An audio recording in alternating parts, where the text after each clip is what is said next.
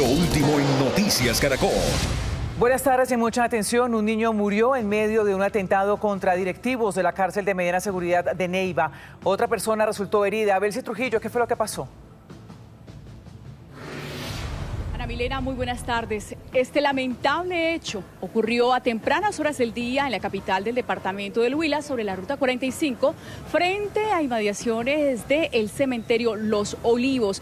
En ese punto se movilizaba un vehículo, iban a bordo el director de la cárcel de Neiva, su hijo de solo 11 años de edad y el subdirector también de este centro carcelario, cuando sujetos fuertemente armados impactaron con armas de fuego en 7 oportunidades.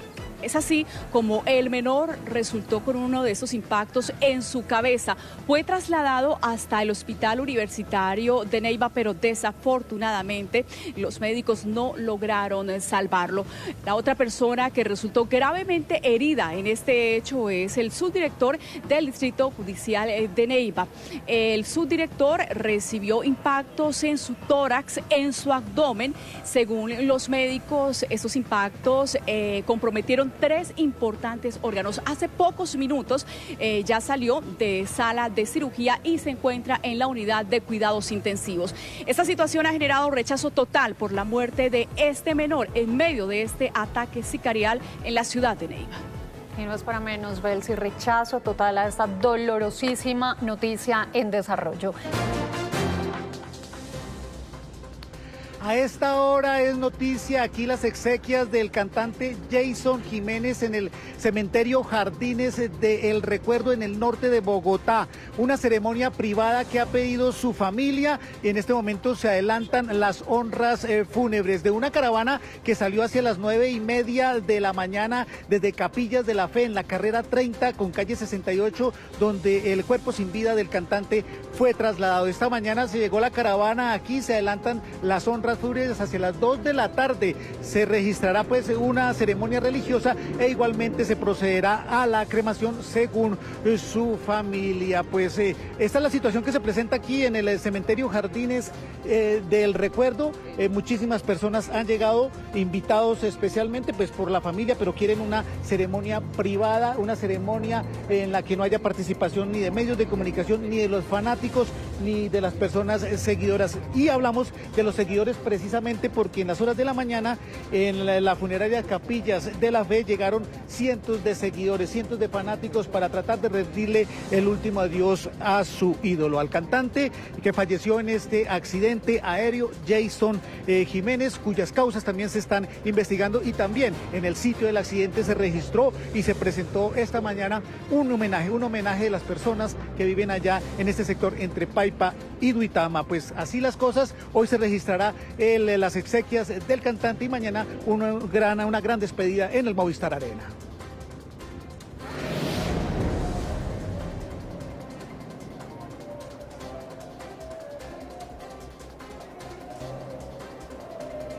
A esta hora es noticia la explicación que entregó el gobierno nacional sobre la suspensión de los traslados de poderosos cabecillas de bandas delincuenciales. Este traslado iba a ser a una cárcel de Barranquilla, lugar donde tenían injerencias o tienen injerencias estos grupos armados ilegales. De acuerdo con el gobierno nacional, no se encontraron las garantías de cumplimiento en el marco de estos diálogos de paz total, en torno principalmente a la ola de homicidios que ha aumentado en los últimos días en dicha ciudad. En minutos los detalles.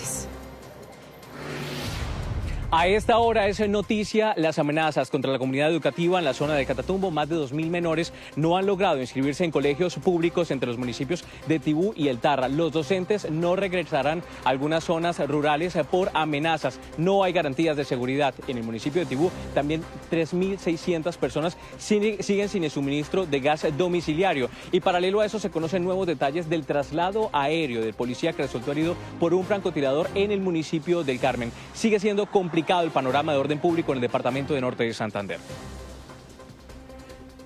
Eso es lo que ocurre en gran parte del país, pero aquí vamos a hablar de un dolor de cabeza que afecta a todos los colombianos. Llegó el final de las vacaciones de fin de año y con él llegan esas salsas que ya se empezaron a sentir día a día en los bolsillos. Sí, señora Alejandra, vea, transporte público, arriendos, peajes, cuotas de administración, unos tratados al costo de vida de 2025, otros al incremento del salario mínimo, que como ya sabemos fue del 23%. Pues Henry González, usted nos tiene los detalles de cuáles son los incrementos que se aplican y cuáles vienen. Buenas tardes. Muy buenas tardes, compañeras. Así es una verdadera avalancha de reajustes, algunos atados a diferentes índices. Entonces comencemos, por ejemplo, con estos que ya se empezaron a sentir, algunos inclusive desde el mismísimo 1 de enero de 2026. Las multas de tránsito, por ejemplo, fueron reajustadas con base en una unidad que se llama unidad de valor básico, eso es aproximadamente 4,8%. El exceso de velocidad, por ejemplo, el comparendo, quedó en 633.000 pesos, obviamente hay muchas otras multas incrementadas en la misma proporción. Las cuotas moderadoras de salud que paga uno cada vez que va a utilizar servicios médicos en la EPS, también el reajuste fue de 4,8% correspondiente a esa unidad de valor básico. Esas cuotas moderadoras dependen del ingreso del trabajador. La más barata quedó en 5.000 pesos, la más cara en 52.800 pesos. Otros aportes similares, los aportes a la seguridad social, también fueron reajustados.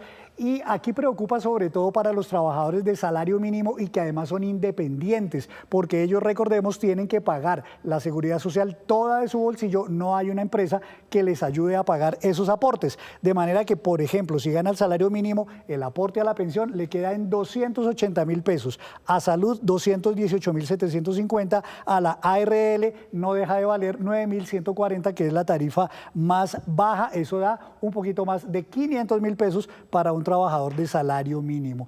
Los arrendamientos de vivienda, y esto hay que hacer una aclaración, los contratos que ya se vencieron, que ya se debieron haber renovado en estos primeros días de enero, ya tuvieron estos reajustes. Si lo va a tener más adelante, en febrero, en marzo, será en ese momento cuando se haga ese reajuste. En todo caso, por norma general, se incrementan con base en la inflación 5,1%, y una vivienda, por ejemplo, que valga o valía el año pasado 900.000 pesos, pues le va a quedar costando a esa familia 946.000 pesos.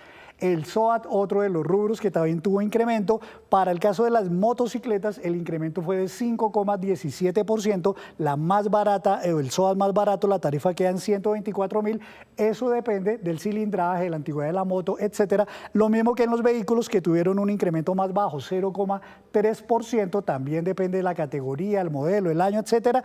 Y aquí la más barata, el SOAT más barato, 953.000 pesos.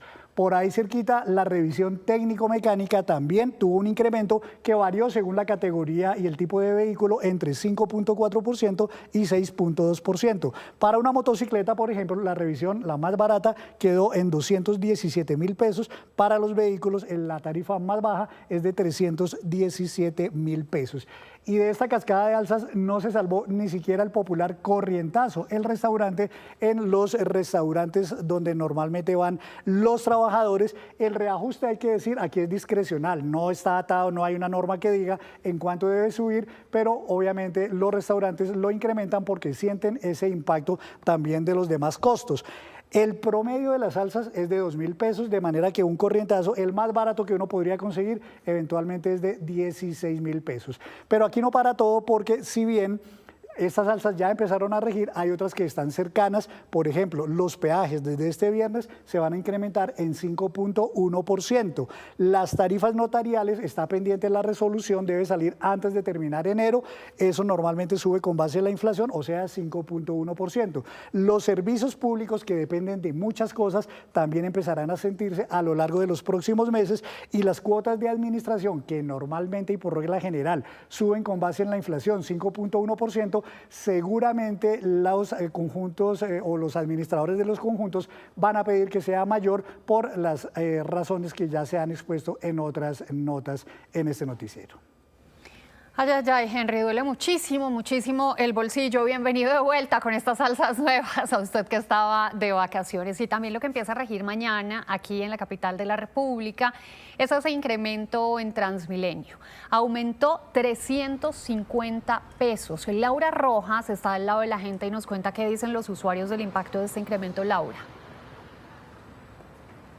Alejandra, ¿qué tal? Muy buenas tardes. Sigamos haciendo cuentas porque este incremento fue de 10,9%, cerca del 11%. ¿Eso qué quiere decir? Que este transporte o este pasaje de Transmilenio quedó en 3.550 pesos. Si hacemos el cálculo de una persona que va a su trabajo y regresa en la noche, pues diarios son cerca de 7.100 pesos. Mensualmente esto representa pues 177.500. Si lo hacemos con las cuentas del año pasado, una persona mensualmente se gastaba 160.000 pesos. Hay que decir también, pues que usted me lo preguntaba, Alejandra, en las calles, pues muchos son conscientes que en parte este aumento se debe al incremento del salario mínimo, que recuerde usted fue de 23%. Si bien, pues Transmilenio ha manifestado que el incremento no ha sido del 23%, ha sido inferior, así como acabamos de decir, de 10,9%, pues es necesario para todos los ajustes que se hacen en Transmilenio, que también pues hay que realizar el pago de una nómina. Y además de eso,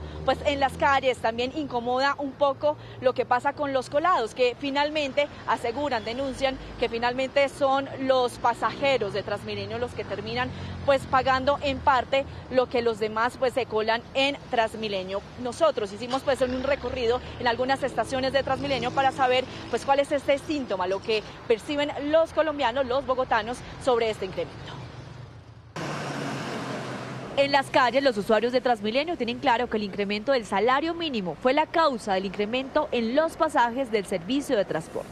Nos afecta a todos, pero pienso que también la mayoría de los empleados de Transmilenio ganan ganan el mínimo o 2 salarios mínimos y necesitan el aumento.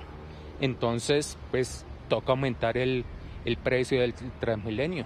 Desde mañana el pasaje en los servicios troncales de Transmilenio, Transmisonal y Transmicable será de 3.550 pesos, lo que representa un ajuste de 10,9% inferior a la variación del salario mínimo y a los principales indicadores del costo del sistema. Me afecta el bolsillo, pero esa es la realidad. ¿Sí? Es como si tú tienes un negocio, un restaurante.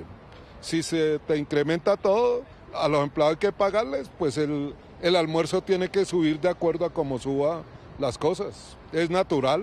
El transbordo entre el servicio zonal y troncal, por ejemplo, de un articulado a un SITP, seguirá siendo gratuito si se realiza antes de 2 horas y 5 minutos. Esto será un alivio para el bolsillo.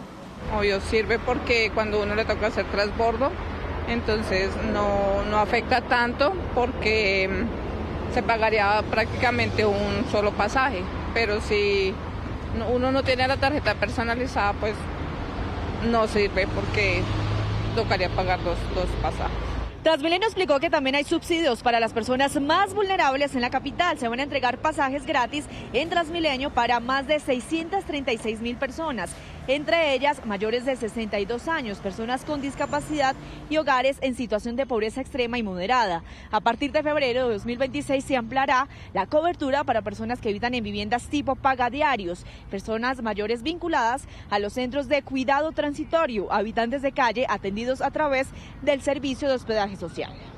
Bueno, hay que decir también en conclusión que para una persona que realiza 2 viajes diarios a través de Transmilenio, pues el incremento es cerca de 17.000 pesos, y para quienes pues hacen parte de estos grupos para recibir los subsidios, hay que decir que son canalizados esos subsidios a través de la Secretaría de Integración Social.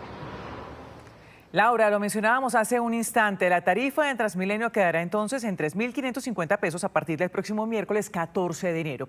Pues la gerente del sistema, María Fernanda Ortiz, explicó que el incremento responde a los ajustes hechos al salario mínimo y el aumento de los costos operativos del sistema. En el 2025 teníamos un precio de 3.200 pesos, en el 2026 va a quedar de 3.350 pesos, el incremento real es de 350 pesos. ¿Durante cuánto tiempo ustedes estuvieron analizando este incremento que va a tener la tarifa de Transmilenio, que lo estamos viendo aquí en pantalla? En el orden es cerca del 11%, 10,94%. Nosotros empezamos desde el segundo semestre de 2025 a analizar este incremento. Ahí hacemos unas proyecciones de los principales rubros macroeconómicos. Como mostramos, eso sube los costos del sistema. Fuimos al Consejo de Bogotá a presentar un proyecto de presupuesto que contemplaba un incremento de 250, como lo mencionaba ahorita. En ese momento teníamos visibilidad de el IPC, que lo pronosticábamos en 5.3%, del salario mínimo en un 11% y de otros rubros como por ejemplo los energéticos. ¿Cómo afectan estos dos porcentajes la operación del sistema o mejor, qué impacto tiene? Nosotros tenemos hoy una prestación del servicio que es intensa en personal, ahorita lo vamos a ver más en detalle y esa es la razón de que el salario mínimo impacte algunos rubros. Como lo dijimos en noviembre del 2025, ya ahí estábamos hablando de un incremento de 250 pesos porque nuestros costos, como se ven, están afectados por los energéticos, el diésel que subió más del 15% en el 2025, el gas que subió más del 10% y según lo que dice el gobierno nacional, incluso puede subir más en 2026, el IPC como lo mencionaste y el salario mínimo que está, digamos, en estos rubros como personal de mantenimiento, los conductores, el aseo, la vigilancia, etcétera. Finalmente, ¿cuánta plata se va en la operación diaria de Transmilenio? Nicolás, muy importante lo que les decía hace un momento, la prestación del servicio de transporte público en Bogotá requiere de 35.000 colaboradores que todos los días trabajamos para que este sistema se mueva. Esto explica además la diferencia entre los 250 pesos que hablábamos en noviembre del 25 con los 350 que se están implementando efectivamente ahora. Por lo que esperábamos que el salario mínimo creciera en 11% y hoy estamos hablando de más del 23%. De estos 35.000 colaboradores que todos los días trabajamos en Transmilenio, el 87% gana menos de 2 salarios mínimos. Por lo tanto, ese 87% de esa fuerza laboral se ve beneficiado de ese incremento del salario mínimo y por eso cuando el gobierno decide aumentar el salario mínimo en 23%, debemos revisar nuevamente la tarifa y no subir 250, sino 350. Eso, de hecho, no es suficiente para lo que nosotros requerimos para operar. Nuestro sistema totalmente cuesta 6.9 billones y fueron 150.000 millones adicionales que tuvimos que enfrentar por esa diferencia en el salario mínimo y no lo estamos trasladando totalmente a los usuarios. Subimos 100 pesos más de los 150 que necesitábamos. Y veamos ahora qué pasa en otras regiones del país. En Bucaramanga, por ejemplo, el transporte público también subió de precio. La tarifa de taxi aumentó un 16%, mientras que el pasaje de bus y del sistema SIDME operado por Metrolínea tuvo una alza del 9,8%. Pilar Mejía nos cuenta cuánto cuesta hoy subirse al transporte público con este incremento y también, Pilar, qué opciones están prefiriendo los ciudadanos. Buenas tardes. Hola, ¿qué tal? Muy buenas tardes. Pues mire, los saludo precisamente desde la carrera 33, donde miles de ciudadanos vienen acá a tomar el transporte público. Cuesta 3.000 pesos subirse a un bus y 3.600 en rutas largas como desde acá la carrera 33 hasta Florida Blanca. Subirse en un taxi, la mínima cuesta 9.100 pesos, es decir, 1.300 pesos más que el año pasado. Hoy están optando los ciudadanos más por subirse en buses, en colectivos, porque les sale más económico. Demasiado alta, muy alta. Una carrera mínima, así sean 3 cuadras, vale 9.000, no me parece justo. En eso sí está muy alto. Quedó mejor el transporte en bus.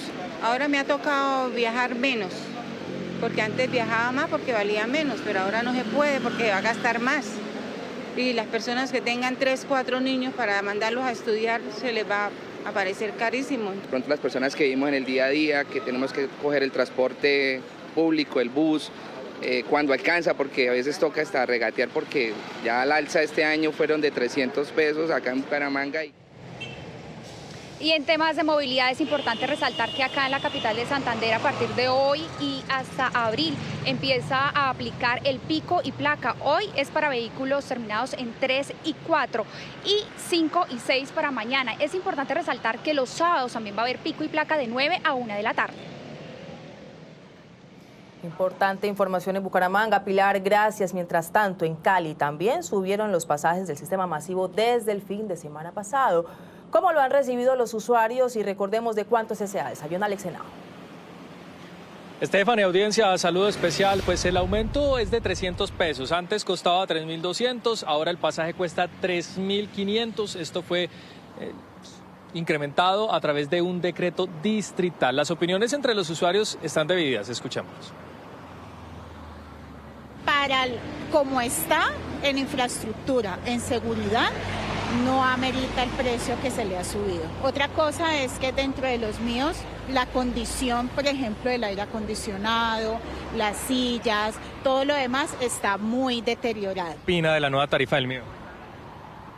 Pues yo creo que está bien el incremento. Muy alta. ¿Por qué? Pues porque los míos no presentan el servicio bueno que deben presentar. Pasó de 3.200 a 3.500. ¿Qué opina? Está bien, seguro que está bien. Otro aspecto relevante en materia de movilidad es que desde hoy entró en vigencia la sanción por incumplir el pico y placa. Corresponde a medio salario mínimo legal vigente. Recuerde que placas terminadas 1 y 2 es el día lunes, martes 3, 4, miércoles 5, 6, jueves 7 y 8, viernes 9 y 0. John Alex, gracias. Y otro de los gastos que tendrán un incremento considerable son las cuotas de administración que pagan los residentes en los conjuntos de edificios o de casas. Nicole Buitrago, ¿en qué se debe basar la decisión del aumento y qué dicen los residentes de los conjuntos? Alejandra, muy buenas tardes. Pues precisamente no hay una fórmula mágica para determinar cuál va a ser ese incremento en la cuota de administración para el 2026, pero lo que sí hay que mencionar es que esas asambleas extraordinarias deben tener en cuenta dos aspectos: los gastos anuales, pero también el bolsillo de los residentes de este tipo de conjuntos residenciales. Si hablamos de los gastos, deben tener en cuenta el salario mínimo, las prestaciones sociales frente a los vigilantes, pero también a las personas que se encargan del tema del aseo. Hablamos de servicios públicos en las zonas comunes y las labores del mantenimiento de las pólizas que determina la ley. Y esa es precisamente la principal preocupación de los ciudadanos, que estas asambleas solo basen este incremento en el incremento que tuvo el salario mínimo cercano al 23%. Carlos vive en un conjunto residencial de estrato 4, igual que su mamá. En su edificio todavía no discuten cuánto subirá la cuota de administración, pero en el de ella la decisión ya está tomada. El incremento será calculado con base en el aumento del salario mínimo. ¿Cuánto paga de administración más o menos? Aproximadamente 260.000 pesos. ¿Le preocupa un poco el incremento para 2026? Sí, claro, me preocupa bastante, ya que en el caso donde yo vivo hay acuerdos que vienen definidos por los propietarios de tiempo atrás. Por ejemplo, en el caso donde vive mi mamá, sí es acuerdo de los propietarios que el incremento se hace directamente con el incremento del mínimo. Cada año las asambleas deben evaluar una serie de parámetros como servicios, mantenimiento y costos operativos para garantizar que se cubran todos los gastos en las propiedades horizontales. No necesariamente hay un aumento específico automático en las cuotas de administración. Esto se hace mediante una serie de presupuestos que las administraciones y el Consejo de Administración pues deben elaborar y asimismo presentar ante la Asamblea General de Propietarios, que es el órgano encargado de aprobar o no dicho presupuesto. Muchos habitantes están a la expectativa, no solo por el índice de inflación cercano al 5.1%, sino por el incremento del salario mínimo que alcanzó el 23% y que determina factores tan importantes como el pago del servicio de vigilancia, aseo y mantenimiento. Pues es un panorama incierto. Y ya nos notificaron que se va a hacer una reunión extraordinaria porque en los estatutos no está especificado cuánto se debe subir. Pero, por ejemplo, nosotros pagamos 450 de esto, aparte los servicios, aparte todo eso está muy caro, y fuera de eso, 23%. Y si a veces en los conjuntos, por ejemplo, de nosotros, a veces hasta dicen que un poquito más, por ejemplo, cuando hay que mantenimiento. El mensaje de los gremios y asambleas de administración no dista de lo que prevén los residentes.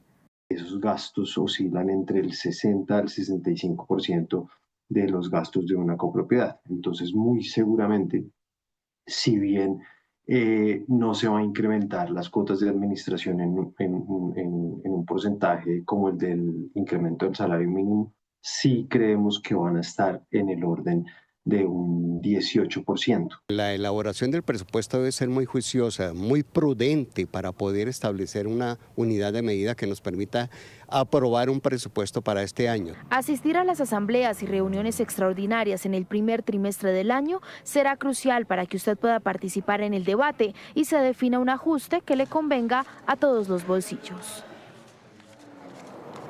Muy importante lo que viene en estos primeros 3 meses del año, porque la idea es que los residentes lleguen a un consenso con estas asambleas. Las asambleas deben determinar este incremento en los primeros 3 meses, es decir, que para el mes de abril la idea es que usted ya sepa cuál es el incremento de la cuota de administración y evite estos retroactivos, sino que pueda empezar a pagarlos desde el mes de febrero. Nicole, gracias. Entre tanto, el alza en los costos de seguridad privada está llevando a cientos de conjuntos residenciales a replantear sus finanzas. Aumentar la cuota de administración e incorporar nuevas tecnologías son algunas de las alternativas que hoy se debaten entre residentes y administradores. Camila Olaya, ¿a qué solución llegaron los administradores y propietarios? Stephanie, televidentes, muy buena tarde. Pues de acuerdo al hablado con algunas administradoras de conjuntos residenciales, la solución está en revisar los sistemas de vigilancia tradicional e implementar nuevas medidas que están también conforme a estas tarifas y esos costos operativos. Pero además de estas medidas que usted mencionaba, también se encuentran los ajustes y la optimización de turnos, el apoyo de la tecnología y también el ajuste en operatividad interna en estos conjuntos residenciales. Lo que buscan además es no afectar el bolsillo de los residentes, pero además poder seguir con la seguridad en estos espacios. Pero ¿cómo se adaptan a este panorama? En la siguiente nota les contamos. La seguridad se ha convertido en el gasto más alto para muchos conjuntos residenciales. En promedio representa más del 50% del presupuesto mensual. Administradores advierten que el fuerte aumento en estos costos los está obligando a buscar alternativas para no suspender un servicio que hoy es vital para la tranquilidad de los residentes. Diferentes tipos de propiedades horizontales como uso comercial, uso residencial, uso mixto. En este sentido, es el administrador quien, mediante el presupuesto, plasmará las necesidades, los costos, las erogaciones que tienen versus los ingresos que se esperan obtener. Entre las medidas están el aumento en la cuota de administración, la reducción de turnos de vigilancia, la eliminación de puestos adicionales y la implementación de sistemas tecnológicos como cámaras con monitoreo remoto, controles de acceso digitales y alarmas comunitarias. Desafortunadamente para este año teníamos implementado o pensado aumentar la capacidad de los chicos de la seguridad dentro de la copropiedad. Manejamos 12 personas en este momento y la idea era aumentarlas a casi 20. Desafortunadamente en este momento con el aumento del salario mínimo no lo podemos hacer. Con los aumentos de los costos en muchas propiedades se cambiarán por un modelo de seguridad presencial a uno automatizado, donde la tecnología es la gran aliada. Además, gremios de seguridad privada aseguran que esto también podría pasar en colegios y centros comerciales. El incremento de del salario mínimo está generando una discusión en los conjuntos residenciales que se va a trasladar también a los colegios privados, a los colegios públicos, a los centros comerciales y otras áreas donde se prestan servicios de vigilancia y seguridad privada. Mientras tanto, las entidades de control insisten en la importancia de denunciar cualquier irregularidad en la prestación del servicio y anuncian mayor vigilancia para evitar abusos en precios y contratos. Mire, y es que de acuerdo a cifras entregadas por la Superintendencia de Vigilancia, en conjuntos residenciales como los que usted ve a mi espalda, mientras que la tarifa en el año 2024 se encontraba por más de 13 millones de pesos, a partir del 25 de diciembre del 2025, esta tarifa incrementó a más de 17 millones de pesos. Pues Camila, justamente otra alza que por estos días preocupa a millones de hogares. Por un lado están los precios de la vivienda de interés social y por el otro los arriendos. Luisa Polo, a propósito de esto, ¿qué se espera para los próximos meses? Ana Milena, en el caso de la vivienda BIS de interés social subió 49 millones de pesos ese precio máximo. ¿Y qué busca el gobierno nacional con un borrador de decreto ya publicado? Es desindexar ese precio de la vivienda BIS del aumento del salario mínimo, porque esos 49 millones de pesos subió por ese reajuste en el mínimo. Pero por otro lado tenemos los arriendos, que según la ley deben subir de acuerdo al IPC del año anterior, es decir, del 2025, el 5,1%. Eso es lo que le deben subir a usted en el arriendo, pero solamente cuando se vaya a renovar el contrato. A continuación, toda la explicación. El sueño de tener una casa se está alejando para muchas familias que hacen cuentas sobre el precio de la vivienda de interés social tras el aumento del salario mínimo del 23%. El tope para la vivienda BIS subió 49 millones de pesos, ya que pasó de 213 millones a 262 millones de pesos, cifra que llena de intranquilidad a las familias que ya habían optado por esta compra. Estos apartamentos BIS son apartamentos de 36, 37 metros cuadrados que te entregan en obra negra. Debes pensar, aparte del costo de la deuda enorme que te cargarás encima, en la inversión que debes hacer. Actualmente el precio de la vivienda de interés social en Colombia está atado al aumento del salario mínimo y su tope es de 150 salarios mínimos mensuales. Sobre el reajuste a los subsidios de vivienda, el ministerio de este ramo no se ha pronunciado. En las alcaldías y gobernaciones ofrecen otras ayudas que usted debe consultar. También puede acceder a ayudas en las cajas de compensación. Allí, hogares que reciban menos de 2 salarios mínimos pueden acceder a subsidios de hasta 30 salarios mínimos, es decir, 52 millones de pesos. Allí, hogares que reciban menos de 2 salarios mínimos pueden acceder a subsidios de hasta 30 salarios mínimos, es decir, 52 millones de pesos. Subió alrededor de 9.800.000 pesos. Y para los que ganan entre 2 y 4 salarios mínimos pueden acceder a subsidios de hasta 20 salarios mínimos, 35 millones de pesos, es decir, subió 6 millones de pesos. En cuanto al precio de la vivienda BIS, el gobierno publicó este borrador de decreto que busca reducir los topes de la vivienda de interés social y la desindexación del salario mínimo, pasando de 150 salarios mínimos, es decir, 262 millones de pesos, a 135 salarios mínimos, 236 millones de pesos. Eso cobijaría únicamente a las viviendas que no están ya en trámite de compra. Aquellas personas que ya compraron su vivienda en este momento siguen atadas a las cláusulas vigentes de sus contratos de compra de vivienda, de inmuebles como tal, lo que quiere decir que las presiones que se vienen a aliviar son para los nuevos compradores. Otro tema de gran interés por estos días es el aumento en el canon de arrendamiento de viviendas, que por ley se debe basar en el IPC del año anterior, en este caso del 5,1%. Este aumento impacta a más de 7,4 millones de hogares que en el país viven en arriendo. Y este aplica una vez se venza el contrato de arrendamiento. En ese momento de la renovación del contrato es donde me deben aplicar el aumento del IPC. Por ejemplo, si usted paga de arriendo 1 millón de pesos, el aumento del 5,1% son 51.000 pesos, pero se ejecuta en el momento que hay que renovar el contrato de arrendamiento. Y miren, según datos de Camacol, el gremio de la construcción en el país, solo en 2025 hubo 25.000 familias que desistieron de comprar vivienda por diferentes razones, entre ellas los costos, y estiman que para este 2026, con este reajuste de los 49 millones de pesos, esta cifra se podría disparar. Gracias, Luisa, por esta explicación. Y si usted tiene trabajadores domésticos, tome nota, porque también debe cumplir con obligaciones laborales como los aumentos de ley, el pago de prestaciones, entre otros. Aquí le contamos a qué tiene derecho el trabajador y también qué parámetros legales no puede pasar por alto quien contrata. Con el ajuste del salario mínimo, los hogares colombianos que tienen trabajadores del servicio doméstico deben ajustar los pagos de acuerdo con los porcentajes establecidos por ley, ya sea que la persona labore por días o el mes completo.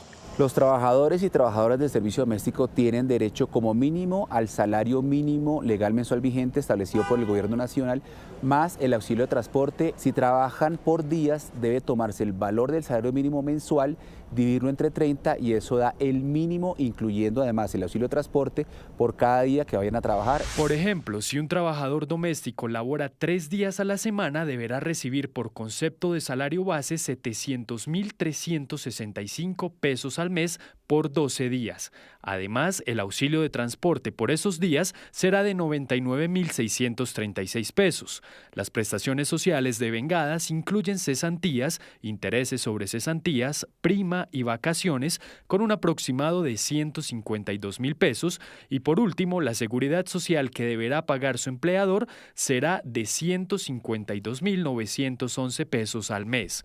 Por tanto, este trabajador devengaría una suma de 952.907 pesos, descontando la seguridad social.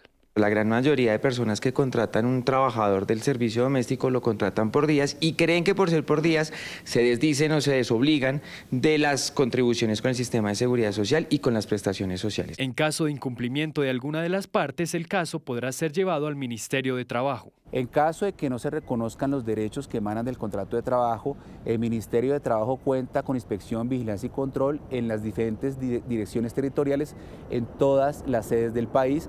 Recuerde, una correcta contratación no solo protege a los trabajadores, sino también a los empleadores. Y no solo estamos hablando de alzas en materia de transporte y de vivienda. Ojo, porque el próximo 16 de enero también van a subir la mayoría de peajes a cargo de la Agencia Nacional de Infraestructura en un 5,10%, que hace referencia al aumento de costo de vida de 2025, lo que conocemos como la inflación, de acuerdo con el DANE. Aunque algunos podrían subir un poquito más, esto en caso de que haya ajustes contractuales previamente acordados. En el departamento del Meta y en Antioquia están actualmente los peajes más costosos del país. Por eso les mostramos a esta hora cuáles son los que más valen y cuánto están cobrando actualmente sin que se haya aplicado aún el incremento. Vamos a tomar como referencia los cobros que se hacen para los vehículos categoría 1, es decir, los vehículos más pequeños. El más costoso actualmente es el de Pipiral, en la vía Al Llano, donde los conductores de vehículos categoría 1 deben pagar 26.400 pesos. Ven ustedes ahí en esa lista, le sigue el peaje del túnel de Oriente en Antioquia, que actualmente cobra 25.900 pesos. Después aparece el peaje de Aburrá, también en Antioquia, donde actualmente se cobra una tarifa de 25.900 pesos. Y seguimos en Antioquia porque le sigue el peaje de Cisneros, en la vía que conduce en la Ruta del Sol desde Medellín, donde los conductores deben pagar 24.600 pesos de peaje. Y vamos a cerrar con el peaje de Guaycú, ubicado en el eje cafetero, donde los conductores deben pagar 23.570 pesos para continuar con su viaje.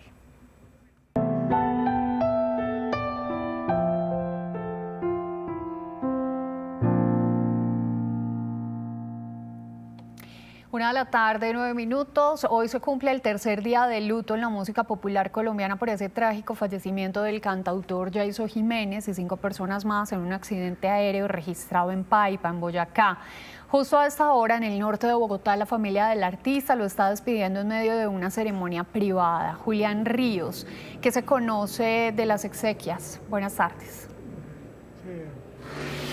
Hola, muy buenas tardes, Alejandra. Pues ya están terminando las exequias, hacia las 2 de la tarde ya queda el último acto litúrgico y es la cremación del cantante Jason Jiménez. En medio de, como usted lo decía, una ceremonia religiosa, una velación de carácter privado. Han pedido que alejados un poco por respeto y alejados de sus seguidores, de sus fanáticos, su familia está aquí adentro desde las 9 de la mañana cuando recibieron en las últimas horas el cuerpo sin vida del cantante. Anoche llegó a una funeraria, Capillas de la Fe, en la carrera 30 con calle 68 y hoy partió hacia este punto donde nos encontramos en el norte de Bogotá, Jardines del Recuerdo, hacia las 9 de la mañana, acompañados por una gran caravana de motorizados de la policía. Han llegado acá, han permanecido, han querido que esta ceremonia sea privada y ya esperar el día de mañana.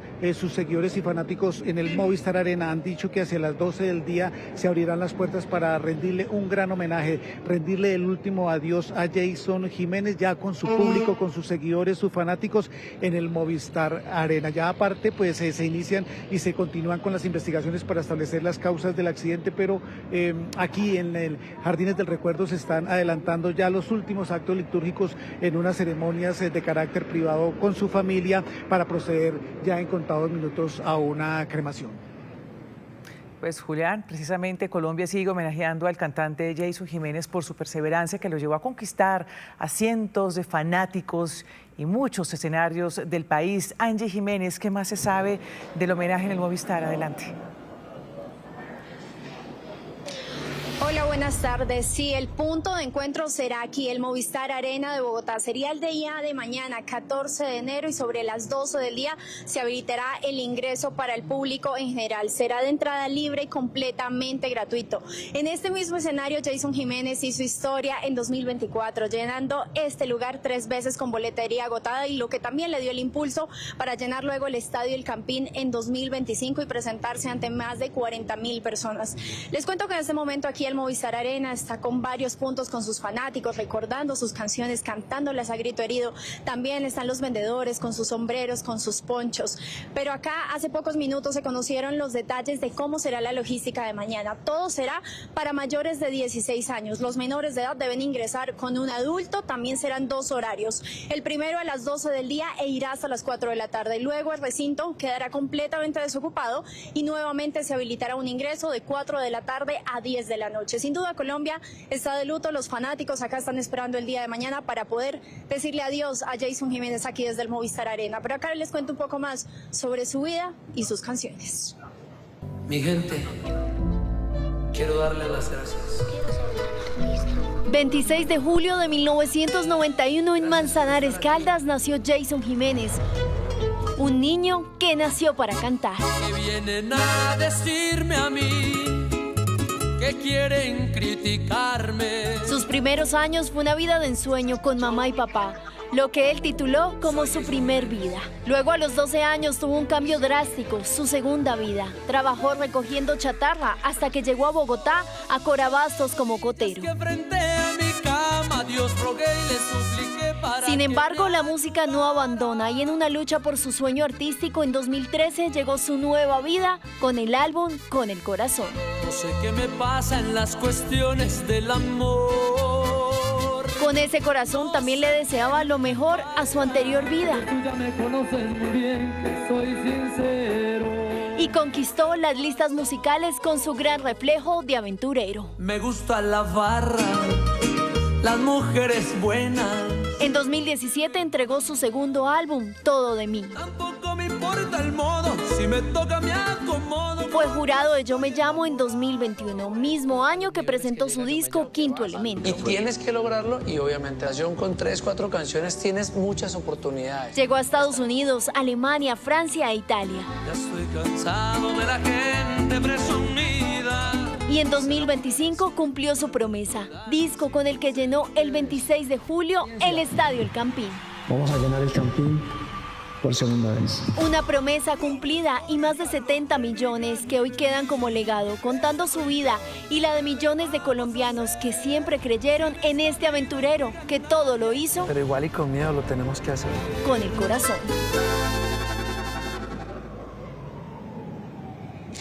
Con el corazón, música que hoy suena más fuerte que nunca. Varias de sus canciones, además, en este momento, hoy son número 1 en diferentes plataformas como en Spotify y YouTube. Buenas noches, mucho gusto, mi nombre es Jason Jiménez. En vida, Jason Jiménez cumplió todos los sueños que se propuso. Fue el primer artista de música popular en llenar el Estadio El Campín de Bogotá. Tenía aproximadamente 15 conciertos al mes y ubicó sus canciones en lo más alto de la música popular. Y tras su muerte, lo siguió haciendo. Porque está en la última farra, porque está en la última farra, yo ya no vuelvo a tomar. Hoy, 10 canciones del artista caldense hacen parte del top 50 de Spotify Colombia. Yo sé que algún día, el día en que me muera, tendrá que llegar. Destino Final, tema en el que Jason Jiménez y Luis Alfonso hablaron de la muerte. Ahora ocupa el lugar número 1 en Spotify y supera los 32 millones de visualizaciones en YouTube. Que el último beso sea el de mi madre, que la Virgencita me los acompañe.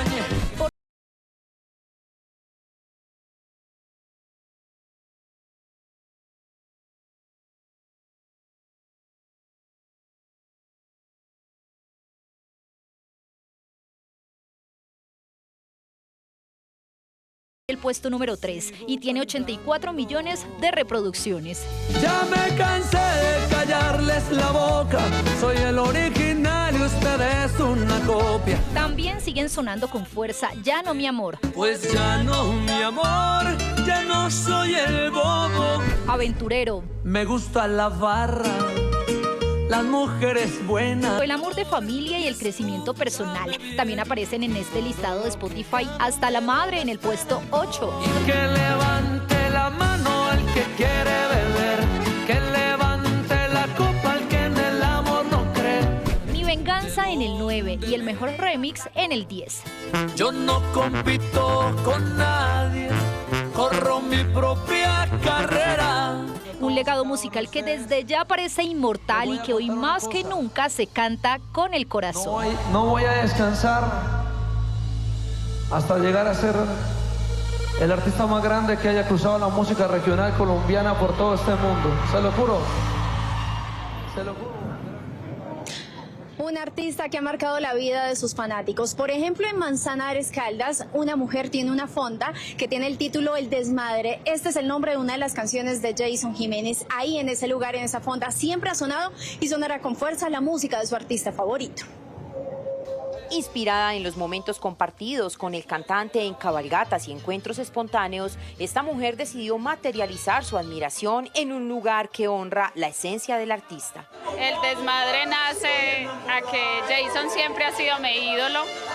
Cuando decidí montar la fonda, en ese tiempo sonaba mucho la canción del desmadre. Entonces me pareció que era la ideal. El homenaje también se refleja en los detalles de esta fonda, donde se destaca un cuadro pintado a mano con el rostro de Jason Jiménez, una imagen que se ha convertido en el punto más fotografiado de este espacio y que para el cantante en vida fue de gran orgullo. Justo cuando yo lo fundé, yo lo invité. Yo le dije que yo quería que él viniera y conociera el sitio, ya que lo había hecho en homenaje a él. Entre tanto, Diana Marcela define a Jason Jiménez como un hombre humilde, solidario y amigable. Para mí sería grandeza, ya que todo lo que él logró fue con su esfuerzo, con su dedicación. Pero la pasión por el artista no es solo local. Desde Bucaramanga llegó un seguidor que madrugó para estar en Manzanares con la esperanza de darle el último adiós en el pueblo que lo vio nacer y crecer. Pues estamos esperando eso, estoy esperando unos amigos que vengan, que vienen incluso en una empresa Cotaxi allá a Bucaramanga. Estamos esperando a ver qué va a pasar.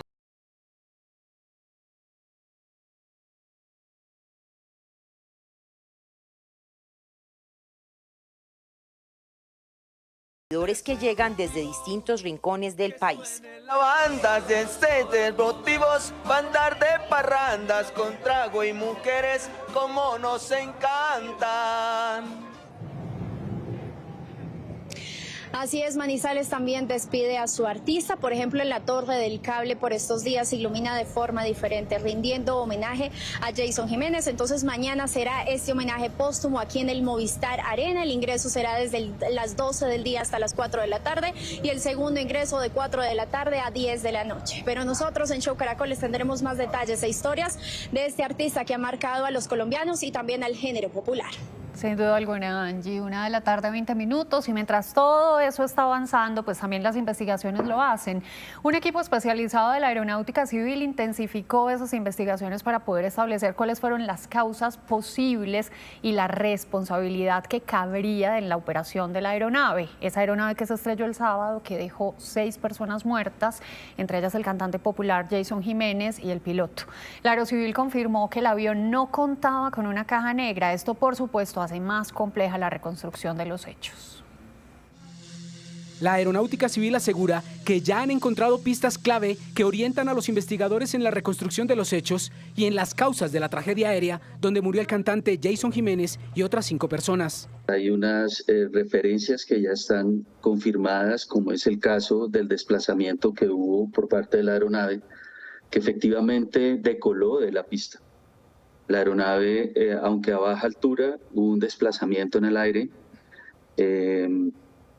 hubo una maniobra que intentó hacer el piloto o la persona que estaba en los controles de la aeronave y por condiciones, pues en este momento que se están verificando en términos de peso y balance, en términos de performance de la aeronave, en términos de rendimiento, pues con apoyo de la empresa responsable del mantenimiento estamos recolectando datos para verificar efectivamente qué puede haber generado el descenso de la aeronave. Quiero preguntarle por un video que hace algunos segundos veíamos en pantalla que graba precisamente el productor audiovisual de Jason Jiménez, donde se observan dos acciones. Uno, el piloto del avión manipulando su celular previo a la operación del despegue. Y segundo, una advertencia que dice lo siguiente: BAT PRB. Algunos dicen que esto sería una advertencia técnica grave previo al despegue.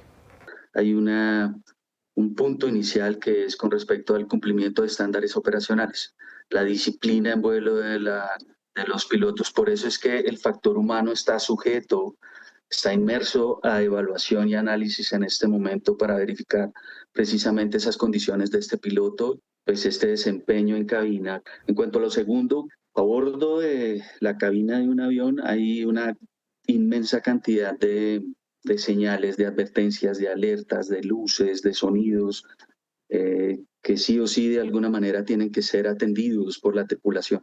El significado y la consecuencia específica de esta, digamos que alerta o advertencia que se está viendo en el video está sujeta a investigación en este momento. Coronel, ¿y este tipo de aeronaves tienen caja negra?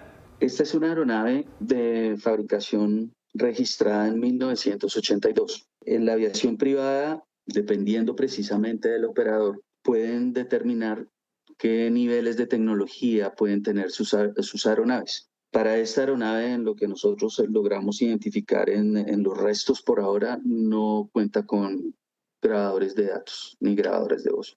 La Aerocivil revisa a fondo el historial laboral del piloto, las condiciones de la aeronave y los antecedentes de las empresas encargadas de realizar el mantenimiento de dicho avión.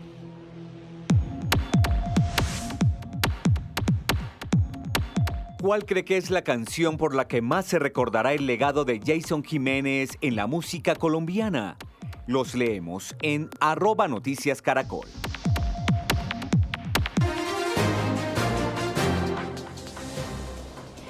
1:24 de la tarde y a esta hora es noticia que avanza el proceso de extradición de Zulma Guzmán, la mujer señalada de envenenar con talio a 2 menores de edad aquí en Bogotá. El ministro de Justicia, Andrés Hidárraga, informó que se espera que en el mes de febrero se surta ya este trámite de extradición, teniendo en cuenta que el próximo 9 de ese mes se realizará la última audiencia en la que Zulma Guzmán deberá comparecer ante las autoridades británicas y dar sus argumentaciones. El ministro de Justicia explicó que ya se surtieron todos los trámites por parte de Colombia para que llegue al territorio nacional lo más pronto posible. Recordemos que es requerida por 2 delitos: tentativa de homicidio y homicidio agravado. A esta hora la noticia en el departamento de Córdoba es la muerte de una mujer de 33 años a manos de su pareja sentimental en hechos ocurridos en el municipio de Cereté, en el departamento de Córdoba, lamentablemente convirtiéndose en el primer feminicidio del año 2026. La mujer fue identificada como Neila Figueroa Segura, de 33 años. Dicen las autoridades que su pareja sentimental le propinó varios impactos de arma de fuego. Esta persona fue capturada por parte de la Policía Metropolitana de Montería y dejado a disposición de un juez de la República. A esta hora es noticia en Medellín la preocupante cifra de personas fallecidas en accidentes de tránsito en estas primeras semanas de 2026. Ya son 12 vidas las que se han perdido en las vías de la capital del departamento de Antioquia. También se han atendido 885 siniestros viales. El llamado que hacen las autoridades es a manejar sin estar consumiendo licor y también con respeto y cuidado por las vidas de todos los actores viales. Estos son los sucesos que hacen noticia en el mundo a esta hora. Avanzan los preparativos en Washington para la visita del presidente Gustavo Petro a comienzos de febrero. Hoy adelanta agenda en esa ciudad el ministro de Defensa. Vamos a Washington con Juan Camilo Merlano. ¿Qué se sabe de esa agenda hasta ahora y sobre todo qué se espera? Margarita, hoy y mañana se desarrolla esta agenda encabezada por el ministro de Defensa Pedro Sánchez, pero en compañía de funcionarios del Ministerio de Justicia y del embajador Daniel García Peña. Tendrán reuniones, por ejemplo, con miembros del Comité de Armas y el Comité de Inteligencia del Senado de los Estados Unidos, dos instancias claves en materia de cooperación, pero también se esperan reuniones con el Pentágono y con funcionarios de la Casa Blanca. Esta visita es un preámbulo o es en preparación a lo que será la visita o la llegada del presidente Gustavo Petro para la primera semana de febrero y esa reunión con el presidente Donald Trump, donde naturalmente la lucha contra el tráfico de drogas ilícitas, concretamente la cocaína, así como también acciones conjuntas contra organizaciones terroristas en Colombia, serán puntos centrales de esa visita, así como también lo será Venezuela. Y por cierto, a propósito de visitas y de preparativos, también en la Casa Blanca se está preparando todos los últimos detalles de cara a lo que será la visita de la líder opositora María Corina Machado para este jueves. Una visita que también estará marcada por las demandas o por las peticiones de una transición democrática en Venezuela que sea liderada precisamente por María Corina Machado y también por Edmundo González. Margarita. Juan Camilo, gracias. Y ahora nos vamos a Irán porque la represión de las protestas contra el régimen iraní se intensifica y ya deja por lo menos 2.000 muertos, aunque otros reportes, incluido uno de nuestro canal aliado CBS, indican que la cifra puede ser hasta de 12.000 muertos. Las morgues no dan abasto y mientras el país completa casi 100 horas sin internet, el presidente de Estados Unidos, Donald Trump, instó a los manifestantes a seguir saliendo a las calles y a tomarse las instituciones. A una ola de protestas contra el gobierno iraní se sumaron en los últimos días escenas como esta: cuerpos apilados y morgues desbordadas tras una de las represiones más grandes de los últimos años. El pulso subió de nivel y escaló de nuevo a la esfera internacional. El presidente Trump alentó a los manifestantes a continuar en las calles mientras ejerce presión contra el régimen. Patriotas iraníes, sigan protestando. Tomen el control de sus instituciones. Guarden los nombres de los asesinos y los responsables de los abusos. Pagarán un alto precio. He cancelado todas las reuniones con funcionarios iraníes hasta que cesen los asesinatos sin sentido de los manifestantes. La ayuda está en camino. El republicano ya había amenazado con aranceles del 25% a cualquier país que haga negocios con la República Islámica. Tenemos una gran cantidad de documentos y pruebas que indican la participación tanto de Estados Unidos como de Israel en este acto terrorista. Un creciente malestar entre la población se ha extendido por más de 100 ciudades y tomado fuerza incluso en el extranjero, con la crisis económica como uno de los detonantes. No hay internet, no hay conexión, no hay recepción, no hay electricidad, nada. No tenemos nada en Irán. Esperamos que esta caída ocurra en los próximos días, pero por supuesto necesitamos el apoyo internacional. Pero también se han desarrollado manifestaciones progubernamentales. El país lleva además 4 días sin internet, un hecho con el que, según grupos de derechos humanos, el régimen se ha valido para ocultar la magnitud de la represión, misma que para algunos ha alcanzado niveles nunca antes vistos. Para entender más lo que está pasando, le preguntamos a nuestra analista internacional, María Teresa Aya. Teresita, ¿qué nos muestran las protestas y la violenta reacción del régimen? Pero además, ¿por qué esta es una crisis que impacta más allá de las fronteras de Irán? Buenas tardes. Llevan más de 2 semanas de protestas en Irán, país que desde 1979 tiene un régimen islámico, pero sobre todo autoritario, donde no hay libertades políticas y no se permiten las manifestaciones. Manifestaciones como estas, que empezaron en Teherán, la capital, por cuestiones económicas y ya se extendieron a todo el territorio, las 31 provincias. Y no solo eso, ya no hablan del tema económico, ahora están exigiendo un cambio de gobierno, un cambio de régimen. Quieren que salga el Ayatollah Khomeini, el régimen islámico, y llegue otro.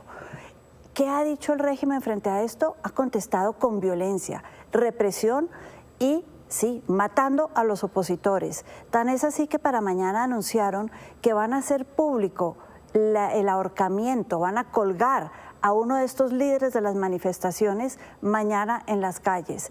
Mucha represión y mucha violencia por parte de este régimen que también ha anunciado que cortó el internet en todo el país.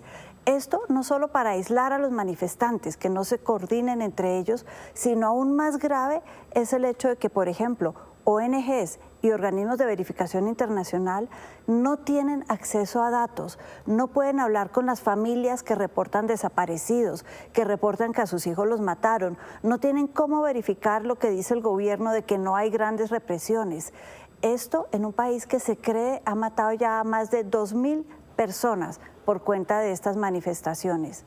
Por otro lado, el presidente Trump ha dicho que ellos también están preocupados por el tema de las represiones y han dicho que posiblemente pueden el día de mañana bombardear de nuevo a Irán por cuenta de las represiones y los asesinatos.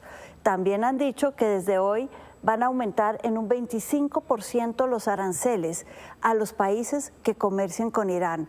Aquí el más perjudicado es China, que tiene una balanza comercial con Irán de cerca de 9 billones de dólares, una cifra muy alta, sobre todo por el tema petrolero. China importa 14% del petróleo que consume internamente de Irán. Por esa razón han dicho que ellos van a responderle a Estados Unidos frente a estos aranceles. Vemos entonces que por cuenta de las manifestaciones en Irán se incrementa la guerra comercial entre Estados Unidos y China. Pero el régimen también ha dicho que ellos estarían dispuestos al diálogo con Estados Unidos, pero diálogo en un país que mata más de 2.000 personas y que mañana va a ahorcar en público a uno de estos manifestantes, complicado. Gracias por seguir con nosotros. Volvemos con más detalles del atentado contra el director de la cárcel de Neiva, que dejó como víctima mortal a su hijo, un menor de edad que lo acompañaba en el vehículo. En el hecho también el subdirector resultó gravemente herido y permanece en la unidad de cuidados intensivos. Belsi Trujillo, usted nos amplía, adelante. Tatiana, muy buenas tardes. Les saludamos desde el Hospital Universitario de Neiva. Este hecho lamentable que ha generado el rechazo de toda la comunidad huilense ocurrió a tempranas horas del día sobre la Ruta 45, allí frente al cementerio Los Olivos. El menor que perdió la vida en este atentado sicarial ocurrió allí en la Ruta 45, menor de solo 11 años de edad, hijo del director del Centro Carcelario del Distrito Judicial de Neiva. Él viajaba en un vehículo y también iba en compañía del subdirector de este mismo centro carcelario cuando sujetos fuertemente armados los atacaron. Uno de los impactos alcanzó al menor de 11 años y otros de los impactos también pues alcanzaron la humanidad del subdirector. El menor fue trasladado hasta este hospital, pero desafortunadamente los médicos no lograron salvarlo. El subdirector del centro carcelario fue intervenido quirúrgicamente en las últimas horas y a esta hora permanece bajo observación en la unidad de cuidados intensivos. Se están adelantando las investigaciones para dar con los responsables de este atentado. Hoy en horas de la tarde se cumplirá un consejo de seguridad. En este momento está en unidad de cuidado intensivo donde se le está siguiendo el manejo inmediato con apoyo ventilatorio invasivo y con medicamentos para tratar de mantener la tensión arterial en niveles óptimos. Estamos analizando todos los posibles móviles que se ocurrieron en el lugar de los hechos. Tenemos un grupo especial de la SIJIN en coordinación con el CTI y la Fiscalía y armamos unas cápsulas investigativas con el fin de esclarecer lo más pronto posible este hecho. Sí, ahorita estamos muy pendientes de las dos familias, brindando el apoyo que esté a nuestro alcance para el acompañamiento por esta difícil situación. Claro que sí, ya hay un trabajo conjunto entre la SIJIN y el CTI. Hacia las 13 de la tarde del día de hoy, en las instalaciones de la Policía Metropolitana de Neiva, se estará realizando este Consejo de Seguridad en donde se van a conocer los avances de las investigaciones, pero también cómo se refuerzan estas acciones y las labores para dar con los responsables. De manera extraoficial se conoció que al parecer el vehículo en el cual se movilizaban y que fue atacado pertenecía al subdirector del centro carcelario. Este hecho ha generado el rechazo, el repudio por parte de de la comunidad neivana. Un hecho, un ataque en donde pierde la vida un inocente, un pequeño de solo 11 años de edad. Absolutamente doloroso, como usted bien lo cataloga, mi querida Belsi. Un abrazo para usted y, por supuesto, para la familia de este menor de 11 años, 1:47 p.m. El ministro de Justicia del Alto Comisionado para la Paz explicaron cuáles son las razones por las que se suspendió ese traslado de poderosos cabecillas de bandas criminales a diferentes cárceles de Barranquilla. Según el gobierno, existen 2 indicios de que una reciente ola de homicidios en la ciudad estaría relacionada con esas estructuras.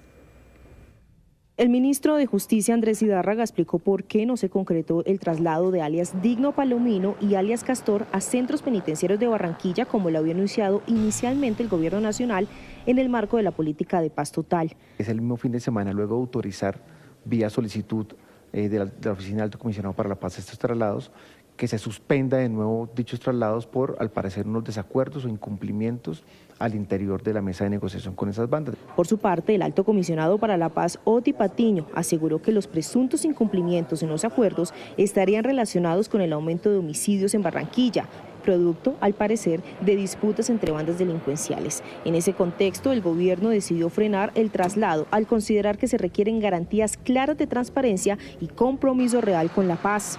La concentración de esa gente en Barranquilla puede ser contribuir a la paz. Sin embargo, el aumento de los homicidios nos generó una alerta muy importante y por eso se aplazó esa concentración. Información que, según el ministro de Justicia, fue verificada y contrastada con reportes de la Policía Nacional. Sí, hay una asociación ahí criminal que sí nos dice, según las fuentes de la misma Policía Nacional, que son ellos los que promueven y recolectan recursos de la extorsión, por ejemplo, desde las bandas que dirigen.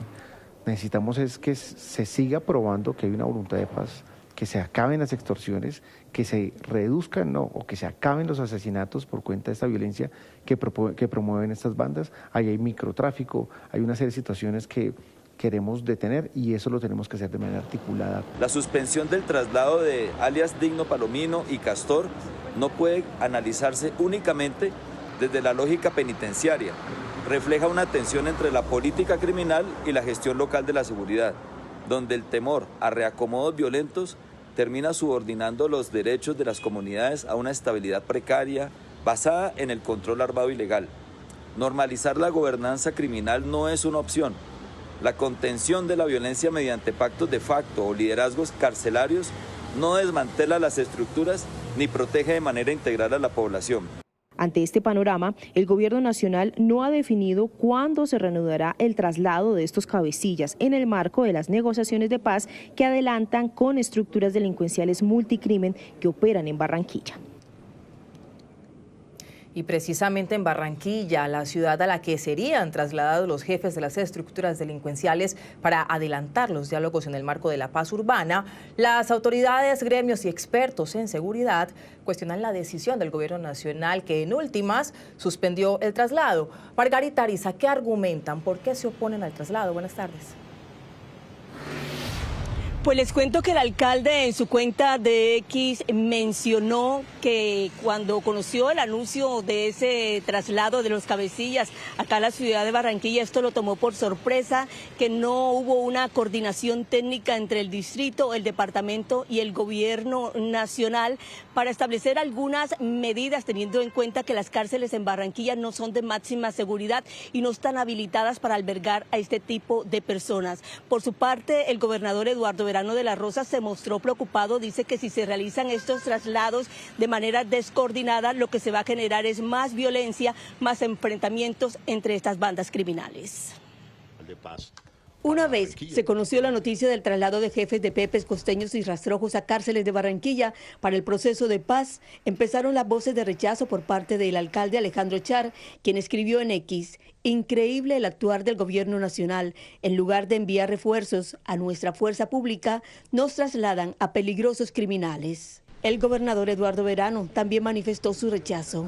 Que no estamos preparados, que no estamos advertidos para poder tener dentro de nuestras cárceles un proceso de preparación y de capacitación, lo que nos va a ocasionar es un mayor enfrentamiento seguramente y mayor un escalonamiento de esta violencia. Los cuestionamientos siguieron por parte de los gremios económicos afectados por las extorsiones, amenazas y muertes por parte de estas estructuras. Nuestras cárceles no cuentan con las condiciones de máxima seguridad que se requieren. El gobierno nacional es que en lugar de tomar estas decisiones de manera unilateral, se convoque a las autoridades locales y departamentales.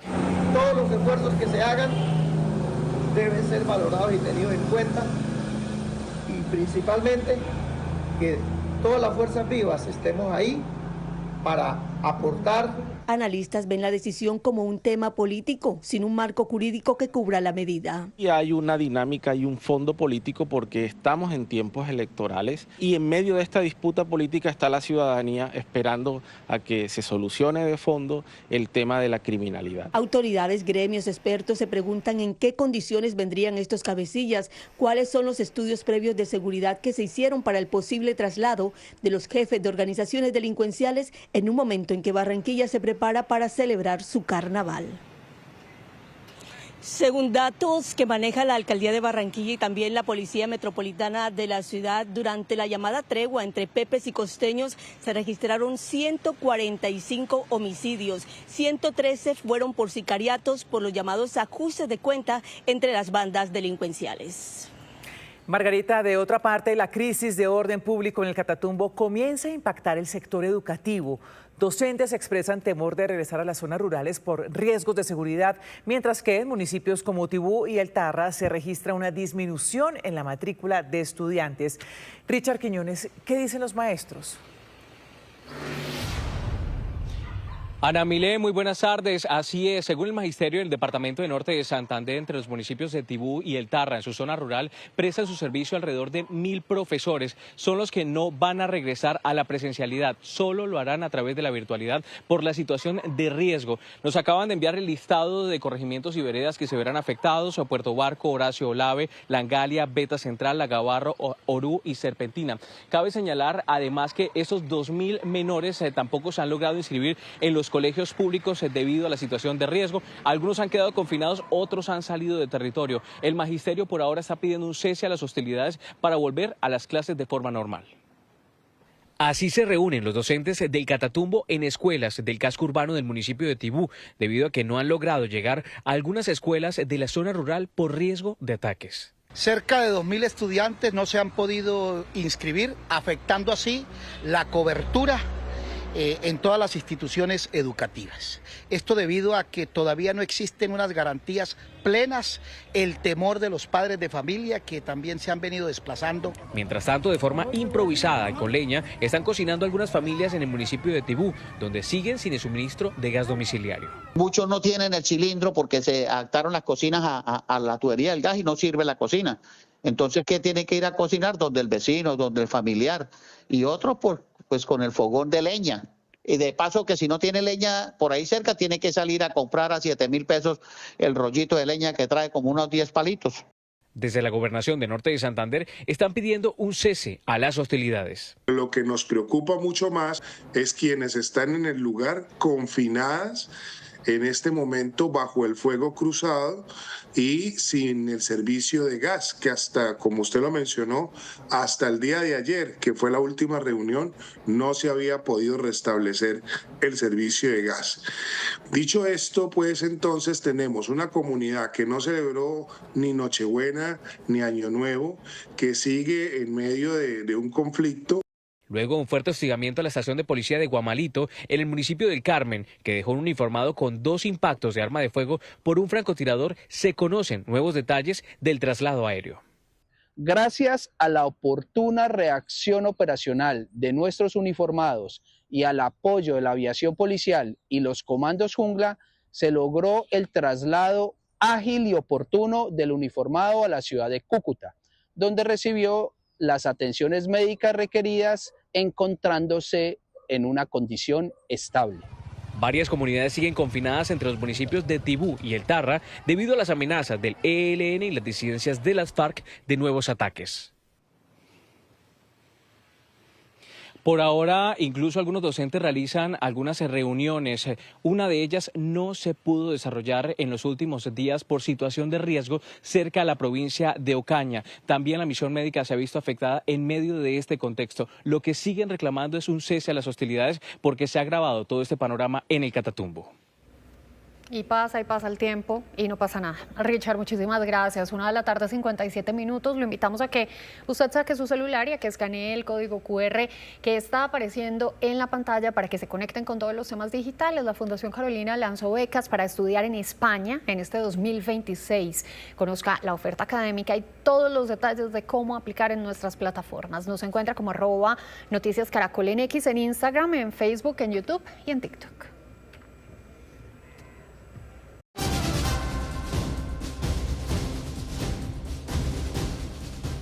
2:07 p.m. Gracias por seguir con nosotros. Hoy las altas cortes regresan de la vacancia judicial y desde ya tienen el estudio de la emergencia económica decretada por el Gobierno Nacional. Juan David Ríos, buenas tardes. Usted tiene más detalles. Adelante.